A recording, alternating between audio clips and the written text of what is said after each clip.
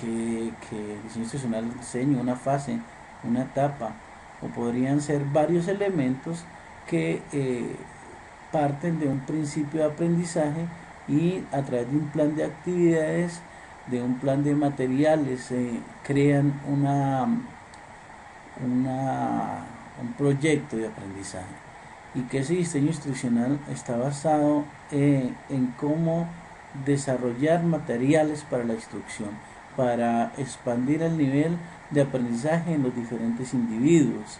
Entonces, ese diseño instruccional, muy bueno el concepto, digo muy bueno la creación de concepto, comparto plenamente la idea de que, bueno, construya su concepto y le doy 5 elementos, y con esos 5 elementos es como lo que hace uno en clase, la lluvia de ideas. ¿Qué vamos a hacer? ¿Qué es esto?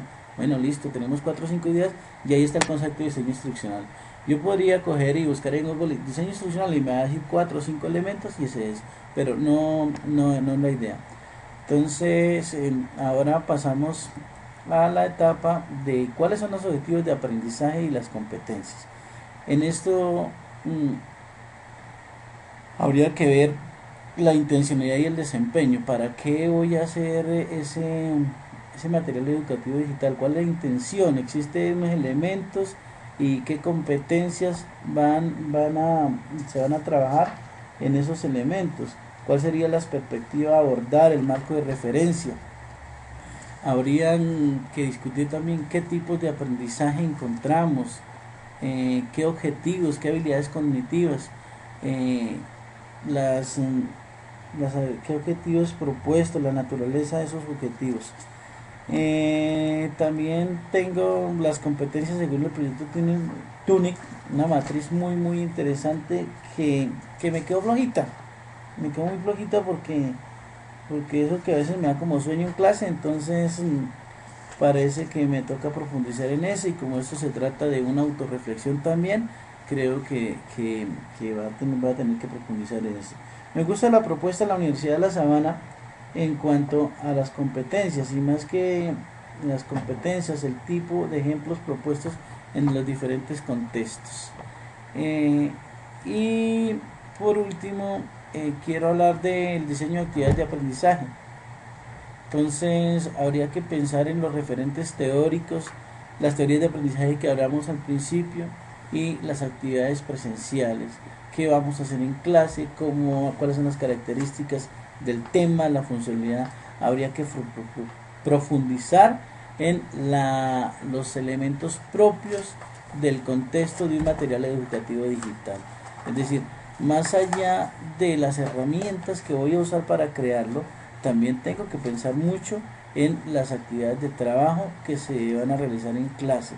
Recordemos que en estos ambientes hay que ser muy creativo para no perder la motivación de nuestros estudiantes en ese objetivo final.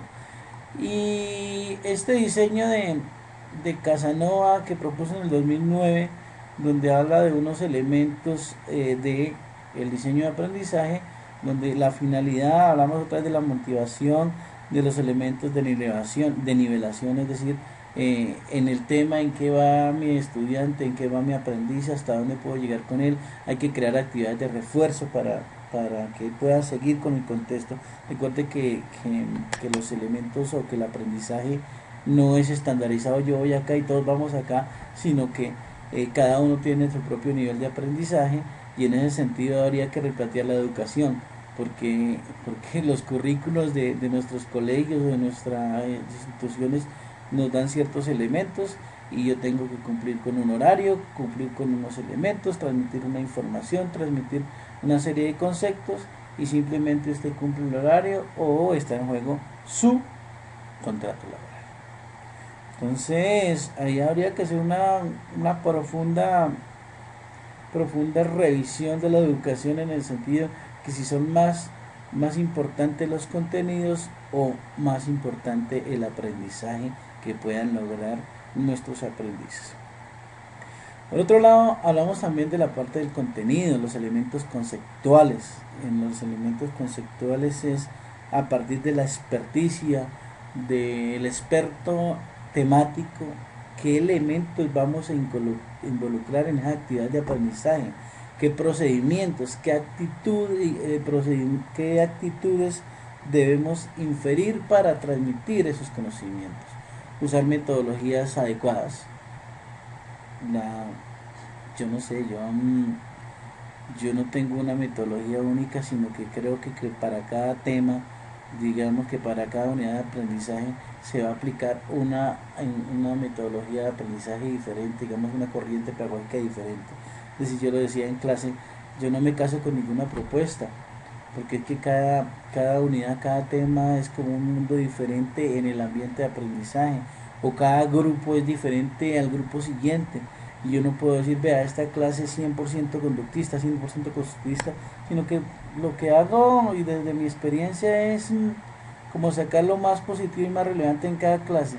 Ahora uno no puede decir que es que para cada clase va a plantear que esta es constructivista, que esta es construccionista, que esta es conductista. No, yo creo que uno ya como docente tiene como unos, digamos que unos lineamientos propios en el que uno prepara su clase y la trata de hacer como a su manera y no está pensando si esto es construccionismo, si esto es conductismo. No, uno trata de llevar como ese alineamiento, y de pronto el lineamiento que se es una mezcla de todas, es una mezcla de todas donde en cada uno aplica lo que es ser maestro. Aquí hay otros elementos del diseño de aprendizaje que no voy a entrar a discutir en estos momentos. Por último, las características del e-learning y el e-reading. Esto sí es interesante porque iría muy de la mano con lo que estamos haciendo en la maestría. Es decir, no es para mí no es aceptable que estemos en una maestría de tecnología informática educativa y estemos hablando de e-learning, aprendizaje a través de medios virtuales, y las materias virtuales las tengamos que ver como un e-reading, es leer y leer, y no hay una utilización adecuada de las tecnologías de la informática y las comunicaciones. Eso puede ser una crítica constructiva, en el sentido que si yo coloco un maestro a que dicte un ambiente virtual, por lo menos debería hacer una previa evaluación si ese maestro está capacitado para hacer su trabajo virtual, porque puede ser muy competente en su nivel de experticia o en su nivel de conocimiento, en su disciplina, pero no tiene los conocimientos o nunca ha producido material educativo digital, o cree o sigue creyendo que material educativo digital es enviar unos archivos para que lean y me hagan un resumen y me entreguen. Y entonces en eso sí choqué bastante en este semestre con otras materias, y pienso que estas características de e-learning serían muy buenas aplicadas a otros elementos definitivamente. Por otro lado, me encuentro con las características, la coherencia en el fundamento teórico, eh, las, eh, las diferentes sociedades de la información, los conocimientos versus el pensamiento, y todo eso tiene que ser de una naturaleza de vida flexible y remota. Flexible en el sentido que si yo tengo que hacer cambios en la marcha de mi producción de material educativo digital para, para pensar que mis usuarios o mis estudiantes, mis aprendices tengan mayor conocimiento, pues debería hacerlo sin problema y no enfocarme a unos conocimientos previos o unos trabajos previos. Ahora, se supone que estas características de e-learning desarrollan la autonomía, generan procesos graduales, y para terminar estas características de e-learning, me parece que hay que revisar profundamente los elementos virtuales que estamos trabajando.